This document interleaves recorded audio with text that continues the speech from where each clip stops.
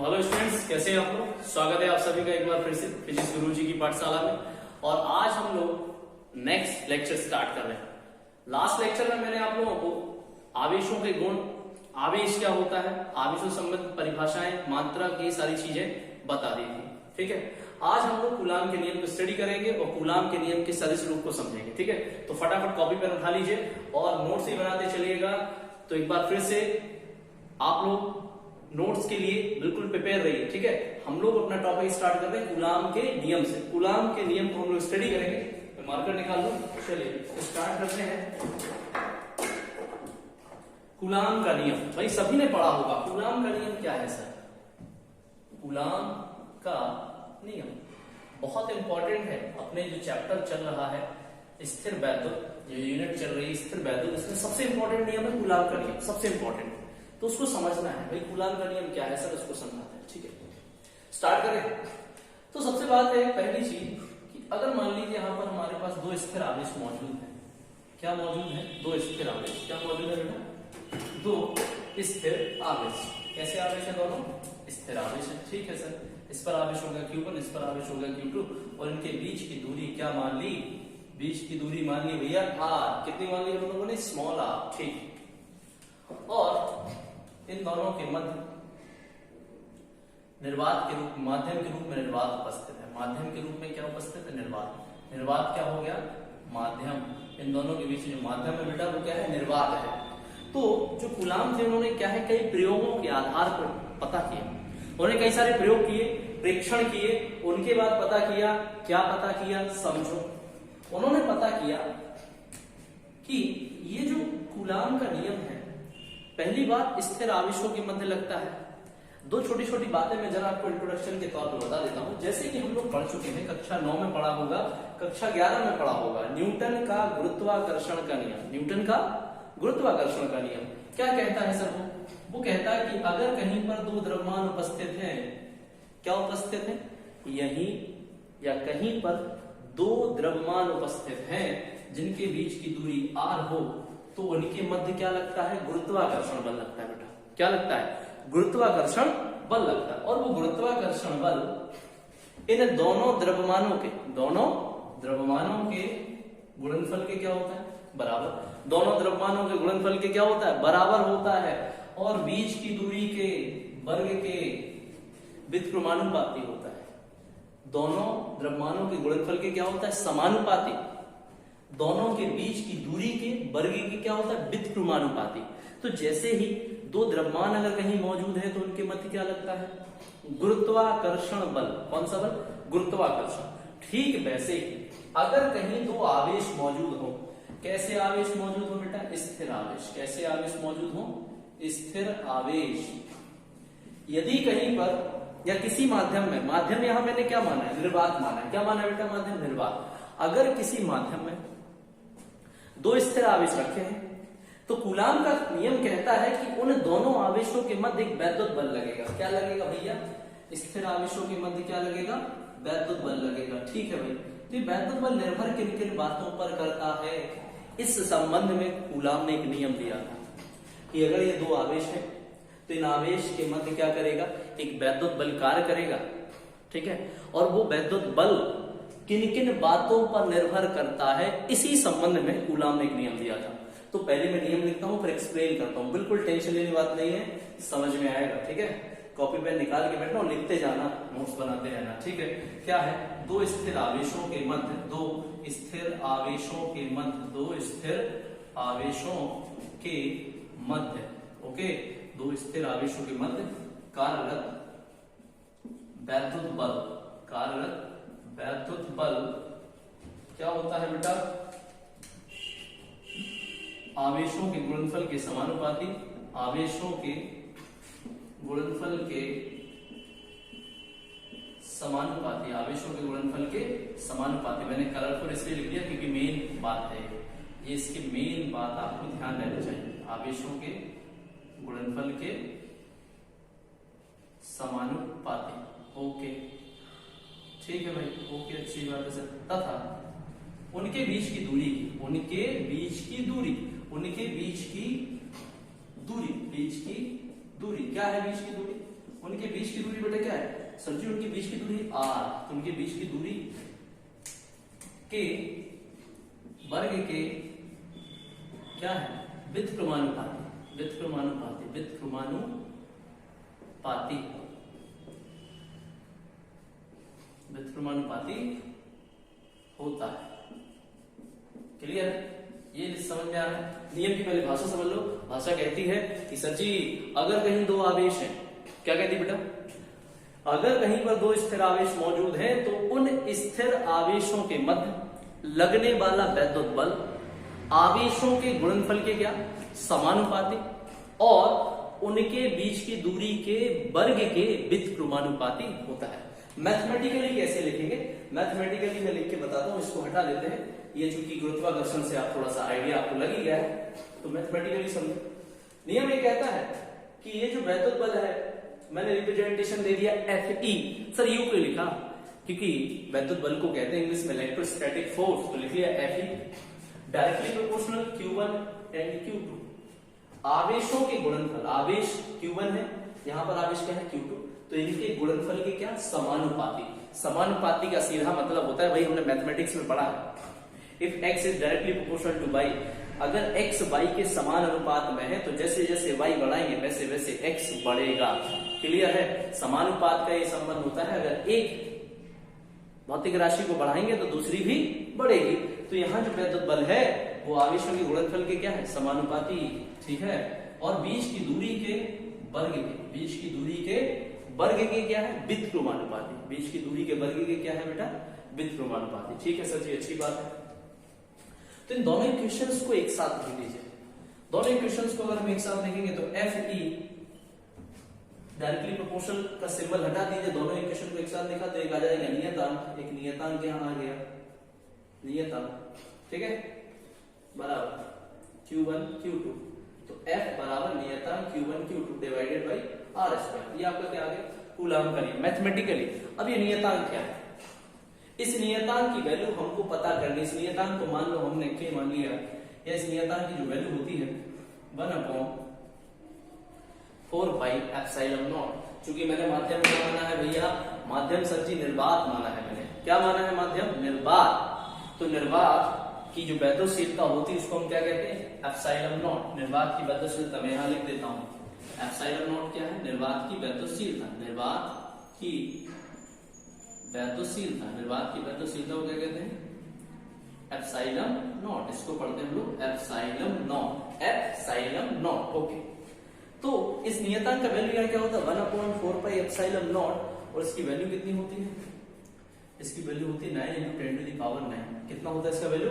9 × 10⁹। Okay, तो ये क्या हो जाएगा Fe is equal to 1/4πε0 Q1 Q2 divided by R square. ये आपका कूलाम का नियम हो गया भैया, ठीक है। अगर निर्वात में दो आवेश रखे हैं तो उनके मध्य कितना वैद्युत बल लगेगा भैया? उनके मध्य लगने वाला वैद्युत बल 1/4πε0 Q1 Q2 divided by R square. Okay, clear हुआ? ठीक। लेकिन सर ये तो निर्वात के लिए बता दिया, अगर अन्य कोई माध्यम है तब क्या होगा? तो ये फटाफट नोट कर लो, फिर मैं आगे बढ़ता हूं, जरा और डिस्कस करता हूं, इनके वैल्यूज निकालते हैं, ε0 का मान क्या है, इसका मात्रक विमा, फिर और बढ़ते हैं जल्दी से।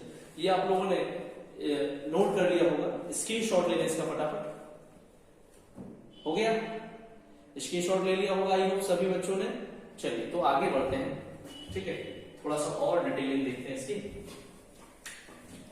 चलिए इसको हटा देते हैं फटाफट और आगे बढ़ते हैं।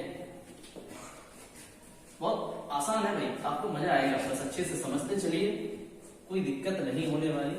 एक एक लाइन आपको क्लियर हो जाएगी भैया, इसकी गारंटी है, ठीक है। चलिए तो देखिए आगे बढ़ते हैं भैया। अब ε0 एक टर्म आया कि सर ये ε0 क्या है, तो ε0 को मैंने आपको बताया कि भैया ε0 क्या है। ε0 ये क्या है? निर्वात की वैद्युतशीलता। क्या कहते हैं इसको? निर्वात की वैद्युतशीलता। सबसे बड़ी एक समस्या है कि सर वैद्युतशीलता क्या है? वैद्युतशीलता सर समझ में नहीं आती। देखो है क्या, हर पदार्थ की कुछ ना कुछ वैद्यशीलता होती है। कहने का मतलब उससे उसका प्रभाव होकर गुजरना। कैसे सर, थोड़ा समझाओ। भाई बचपन में आपने एक एक्सपेरिमेंट किया होगा, हमारे अंदर बड़ी क्यूरियोसिटी होती है बचपन में। क्या किया सर? एक्सपेरिमेंट ये किया होगा कि आपने कोई कागज ले लिया, जैसे सपोज कर लो ये मेरे पास बुक है, ठीक है, और मैंने एक चुम्बक रख लिया। हम लोग जादू दिखाते थे बच्चों को, एक चुम्बक यहाँ रख लिया, उसको ऐसे घुमाया, बोले देखो नीचे से चुम्बक को आप सरकाते थे, ऊपर वाली सरकती थी। आप क्या कहते थे? जादू। जादू नहीं था, वो चुंबकीयशीलता थी कि जो चुंबक का प्रभाव है वो इस किताब को आर पार करके उसको चला रहा है। किताब की जब हम लोग दफ्ती इस्तेमाल करते थे, ठीक है, या कोई बेंच पे करने लगते थे स्कूल की, तो वो क्या था? चुंबकशीलता। मतलब चुंबक का प्रभाव उस माध्यम से होकर गुजर रहा है। क्लियर है? वैसे ही यहां पर अगर यहां दो आवेश रखे हैं, ये आवेश रखा है Q1 और ये आवेश क्या रखा है बेटा? Q2। तो इनके बीच में कोई भी माध्यम है, क्या है? कोई भी माध्यम। तो आपको पता है ना कि जो आवेश होते हैं वो क्या उत्पन्न करते हैं? दूसरे आवेश पर वैद्युत बल।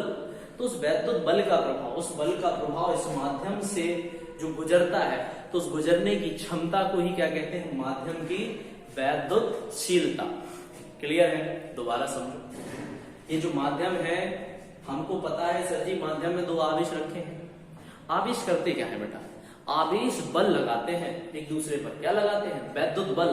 तो किसी भी माध्यम से वैद्युत बल की गुजरने की क्षमता, कितना वैद्युत बल का प्रभाव दूसरे आवेश पर होगा, उसे हम क्या कहते हैं? माध्यम की वैद्युतशीलता। जैसे निर्वात की वैद्युतशीलता को हम लोग क्या कहते हैं? Epsilon not. ओके, ठीक है। तो इसका मान क्या होता है? इसका आंकिक मान होता है 8.85 गुणे 10⁻⁻12। ठीक। और सर इसका मात्रक क्या होता है? तो मात्रक हम निकालते हैं ना, हमको फॉर्मूला पता चल गया, हम मात्रक निकालेंगे, लिखेंगे नहीं, डायरेक्ट रटेंगे नहीं, हम इसका फॉर्मूला निकालेंगे। फॉर्मूला हमको पता है, दो आवेशों के मध्य लगने वाला बल क्या बताया भैया? जरा बताओ। यही तो बताया, 1/4πε0 sir Q1 Q2 divided by R square. ठीक है सर जी। तो एप्सिलॉन नॉट का मात्रक तो बताइए। तो बेटा इतना तो जानते, इसको ट्रांसफर करो। तो एप्सिलॉन नॉट इक्वल टू क्या हो जाएगा बेटा? 1/4πf होगा कि नहीं? Q1 into Q2 divided by R square. Okay, ठीक है सर जी। आगे बताओ। तो भैया 1 और 1/4π संख्याओं का कोई मात्रक नहीं होता भैया, पता है, ठीक है। बल का मात्रक क्या होता है भैया? न्यूटन, ठीक है। आवेश का मात्रक क्या होता है? कूलाम। तो कूलाम गुणे कूलाम लिखा तो क्या हो जाएगा? Coulomb square. नीचे क्या बचा? दूरी। दूरी का मात्रक होता है बेटा मीटर, तो मीटर स्क्वायर। ठीक है सर जी। तो कूलाम को लिखते क्या हो भैया? कूलाम को हम लोग क्या लिखते हैं बेटा? कूलाम को लिखते हैं कूलाम स्क्वायर, यानी C, न्यूटन को N और मीटर को M, तो मीटर स्क्वायर। तो हमारा मात्रक क्या आ गया? Coulomb square newton metre square. Okay, ठीक है सर। सर इसकी विमा बता दो। अभी रिसेंटली जो पेपर हुआ है उसमें इसकी विमा भी पूछी गई थी बेटा। क्या थी सर विमा? समझाइए। विमा हम निकालना जानते हैं, कक्षा 11 में पढ़े हैं, बड़ा इजी है, कोई दिक्कत वाली बात नहीं है भैया।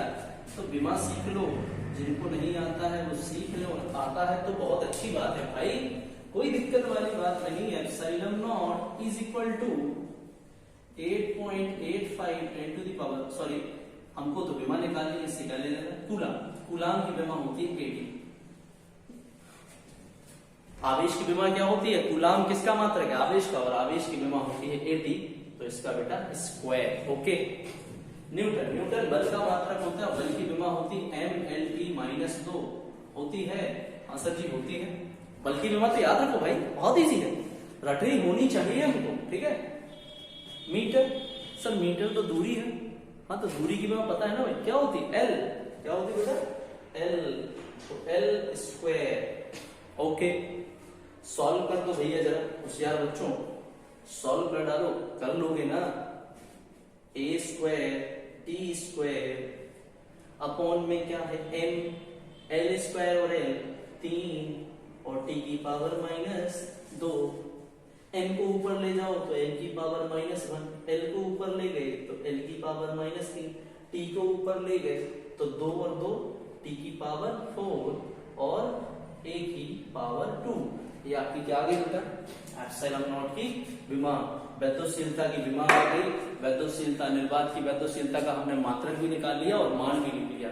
एक नंबर में अभी यूपी बोर्ड में जो पेपर हुआ है उसमें ये पूछा गया था, ठीक है, क्लियर हुआ। चलिए तो आगे बढ़ते हैं, और अभी तो केवल ये है कि हम माध्यम के लिए निकालते हैं कि माध्यम अगर कोई दूसरा आ जाए, नोट कर लो, स्क्रीनशॉट ले लो आप लोग, स्क्रीनशॉट ले इसका, लिख लिया होगा आप लोगों ने। अगर और कोई माध्यम आ जाए तो आवेशों के मध्य कितना बल लगेगा ये भी समझना है। अगर और कोई माध्यम आ जाए तो आवेशों के मध्य कितना बल लगेगा भैया बताओ। चलिए तो इसको हटा देते हैं, अन्य किसी माध्यम की बात करते हैं। अगर अन्य कोई माध्यम होता तो क्या फर्क पड़ता, चलिए उसी को समझते हैं।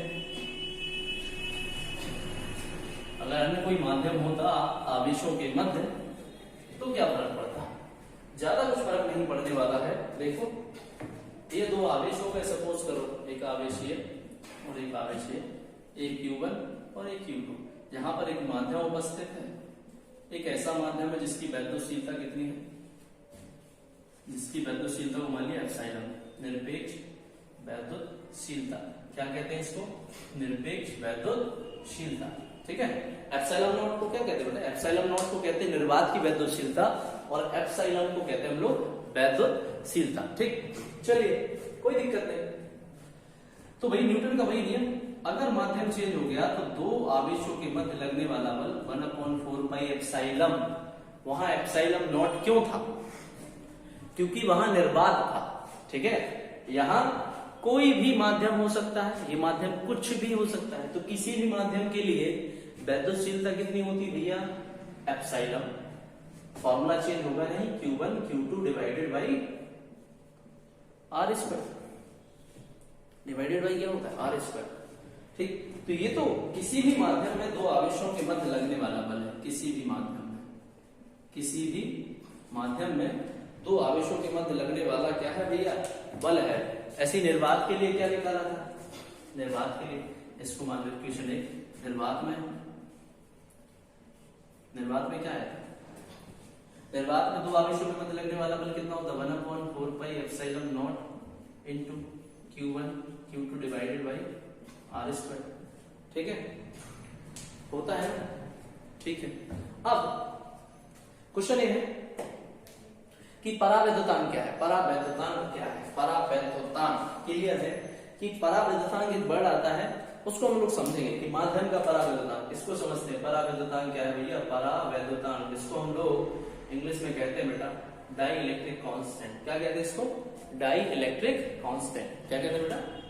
इसकी परिभाषा क्या होगी, इसकी परिभाषा हमको समझना है, ठीक है। किसकी परिभाषा क्या होती है, इसकी परिभाषा होती है किसी भी माध्यम के परावैद्युतांक को अगर आपको परिभाषित करना है, हमें करना क्या है, हमें परावैद्युतांक को परिभाषित करना है। तो क्या होता है भाई परावैद्युतांक, परावैद्युतांक होता है निर्वात में दो आवेशों के मध्य लगने वाला बल और किसी माध्यम में दो आवेशों के मध्य लगने वाले बल का जो अनुपात होता है उसको परावैद्युतांक कहते हैं। क्लियर हुआ क्या, क्या है, निर्वात में आवेशों के मध्य कार्यरत बल, निर्वात में आवेशों के मध्य कार्यरत बल बटे किसी माध्यम में दो आवेशों के मध्य कार्यरत बल, किसी माध्यम में आवेशों के मध्य कार्यरत बल, आवेशों के मध्य कार्यरत बल, मध्य कार्यरत बल, इनका जो अनुपात होता है बेटा, निर्वात में दो आवेशों के मध्य लगने वाला बल और किसी माध्यम में दो आवेशों के मध्य लगने वाले बल का जो अनुपात होता है उसको ही क्या कहते हैं, परावैद्युतांक। किससे रिप्रेजेंट करते हैं, K से, इंग्लिश में बोला जाता है डाइलेक्ट्रिक कांस्टेंट। ओके, तो निकाल दो, इक्वेशन 1 डिवाइड बाई 2 कर दो, इक्वेशन 2 हो गई। अगर हम यहां से समीकरण 2 बटे 1 करते हैं, क्योंकि हमें क्या निकालना है, F निर्वात बटे F माध्यम, क्योंकि इसको ऐसे लिख सकते हैं ना, K इक्वल टू निर्वात में दो आवेशों के मध्य लगने वाला बल बटे किसी माध्यम में दो आवेशों के मध्य लगने वाला बल। तो निर्वात में कितना होता है, 1/4 pi epsilon not Q1 Q2 divided by R square. ये कर चुके हैं। वैसे ही हमें किसी माध्यम में दो आवेशों के मध्य लगने वाला बल Q1 Q2 divided by R square, ठीक। 1/4 से बेटा 1/4 कैंसिल, Q1 Q2 से Q1 Q2 cancel, R square से R स्क्वायर कैंसिल। तो K इक्वल टू कितना आ गया, F निर्वात बटे F माध्यम, निर्वात में दो आवेशों के मध्य लगने वाला बल बटे माध्यम में दो आवेशों के मध्य लगने वाला बल बराबर क्या होता है, ये एप्सिलॉन ऊपर पहुंच जाएगा तो एप्सिलॉन बटे एप्सिलॉन नॉट, एप्सिलॉन बटे एप्सिलॉन नॉट, ये बराबर होता है। अब के बराबर हमको क्या पता चला, के बराबर पता चला एप्सिलॉन बटे एप्सिलॉन नॉट, तो इसको क्रॉस मल्टीप्लाई कर दो तो एप्सिलॉन को क्या लिख सकते हैं, एप्सिलॉन इक्वल टू हो जाएगा k into epsilon not. Clear है। अब देखो इसी फॉर्मूले को मैं चेंज करने वाला हूं, किसी भी माध्यम के लिए फॉर्मूला क्या बन जाएगा, कूलाम का जो नियम होगा वो क्या बनेगा, इसका स्क्रीनशॉट ले लें फटाफट, आई होप आपको क्लियर होगा। तो इसका स्क्रीनशॉट ले डालो, ओके चलिए इसको हटाएं। देखो तो किसी भी माध्यम में लगने वाला बल, किसी भी माध्यम में लगने वाले बल का फॉर्मूला क्या होता है, 1/4 epsilon Q1 Q2 divided by R square. यहां से देखो एप्सिलॉन की वैल्यू क्या है बेटा, K इंटू एप्सिलॉन नॉट, क्या है value, K into epsilon not. तो किसी भी माध्यम में कूलाम के नियम के अनुसार जो बल होता है दो आवेशों के मध्य वो कितना लगता है, 1/4 और एप्सिलॉन की वैल्यू है K epsilon not, epsilon not K into Q1 Q2 divided by R square. Okay clear है। ये कैसे आ गया, इधर से निकाला मैंने। किसी भी माध्यम की जो वैद्युतशीलता होती है वो निर्वात के वैद्युतशीलता के k गुना होती है। क्या कितने गुना होती है बेटा, k गुना। कोई पूछे भैया किसी माध्यम की वैद्युतशीलता निकालनी है, कैसे निकालोगे, अगर तुम्हें किसी माध्यम का परावैद्युतांक ज्ञात है, तुम्हें किसी माध्यम का क्या ज्ञात है, परावैद्युतांक। सिंपल है सर, किसी भी माध्यम की वैद्युतशीलता निर्वात की वैद्युतशीलता के कितने गुना होती है, k गुना। अब मान लो किसी माध्यम का परावैद्युतांक 2 है भैया, कितना है 2, तो उस माध्यम की वैद्युतशीलता कितनी होगी, 2 एप्सिलॉन नॉट। 4 है तो 4 एप्सिलॉन नॉट। ओके है ना, क्लियर है। अब k का वैल्यू है क्या, k का वैल्यू निर्वात के लिए, निर्वात और वैक्यूम, निर्वात को क्या कहते हैं वैक्यूम, तो k की वैल्यू कितनी होती है 1। तो निर्वात के लिए फॉर्मूला क्या बन जाता है, F निर्वात इक्वल टू, क्योंकि माध्यम निर्वात हो गया तो 1/4 epsilon not Q1 Q2 divided by R square. यही तो आया था कूलाम के नियम से, हमने यही तो लिखा था फॉर्मूला, यही लिखा था ना। क्लियर होना ना कैसे आ गया। ओके कोई माध्यम है तो K लगा देंगे। अब अगर धातु है, क्योंकि धातु की अगर हम बात करें, इन दोनों के बीच माध्यम क्या है, धातु, तो धातु के लिए K क्या होता है बेटा, इनफाइनाइट। धातुओं के लिए ठीक है, अगर दो आवेशों के मध्य माध्यम के तौर पर कोई धातु उपस्थित है, दो आवेशों के मध्य माध्यम के तौर पर अगर कोई धातु उपस्थित है, क्या उपस्थित है, कोई धातु उपस्थित है, यहां माध्यम मैंने क्या मान लिया, एक धातु है, तो इनके मध्य लगने वाला बल क्या होगा बेटा, K की वैल्यू इनफाइनाइट, तो लगने वाला बल क्या हो जाएगा बेटा, 0 हो जाएगा। तो उन दोनों आवेशों के मध्य कोई भी बल नहीं लगेगा। क्लियर है ना। अगर धातु रख देंगे दोनों माध्यमों के बीच, माध्यम के तौर पर, सॉरी दोनों आवेशों के बीच माध्यम के तौर पर अगर धातु को रख देंगे तो लगने वाला बल कितना हो जाएगा भैया, 0 हो जाएगा। घुसा कुछ दिमाग में आ गया ना। चलिए अब ये जो माध्यम का परावैद्युतांक होता है, ये एक होता है किसके लिए, निर्वात के लिए, ठीक, एक से ज्यादा और अनंत से कम किसके लिए होता है, किसी भी माध्यम के लिए, किसी भी माध्यम के लिए, किसी भी माध्यम, और किसी भी माध्यम मतलब वैद्युतरोधी। भाई वैद्युत माध्यम कैसा होगा, वैद्युतरोधी, ठीक है, वैद्युतरोधी। ओके किसी भी वैद्युतरोधी माध्यम के लिए क्या होगा बेटा, वो एक से ज्यादा होगा, लेकिन अनंत से क्या होगा, कम। लेकिन अगर वहीं पर धातु है कि क्या होगा, इनफाइनाइट, किसके लिए, धातु के लिए। ओके क्लियर हुआ भैया, यस और नो। आई होप आपको क्लियर हो गया होगा, ठीक है ना। चलिए तो फटाफट इसको नोट कर लीजिए। यहां पर आपका ये कूलाम का जो नियम है वो फिनिश होता है। इसके बाद हम लोग पढ़ते हैं सदिश रूप, कूलाम के नियम का सदिश रूप। जल्दी से एक स्क्रीनशॉट ले डालिए फटाफट, और इसी के साथ हम इसको यहीं पर क्लोज करते हैं। इसके बाद हम लोग कूलाम के नियम का सदिश रूप पढ़ेंगे। हो गया सभी का, चलिए फटाफट नोट करिए, पानी पी लेता हूं।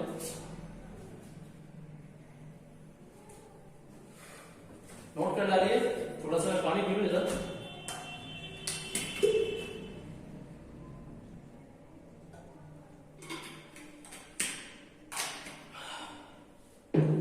ठीक है, चलिए हो गया होगा, आई होप सबका नोट। तो स्टार्ट करते हैं कूलॉम के नियम का सदिश रूप। कूलॉम के नियम का सदिश रूप, ठीक है भाई, कूलॉम के नियम का सदिश रूप। चलिए क्या है सदिश रूप भैया, देखिए जरा।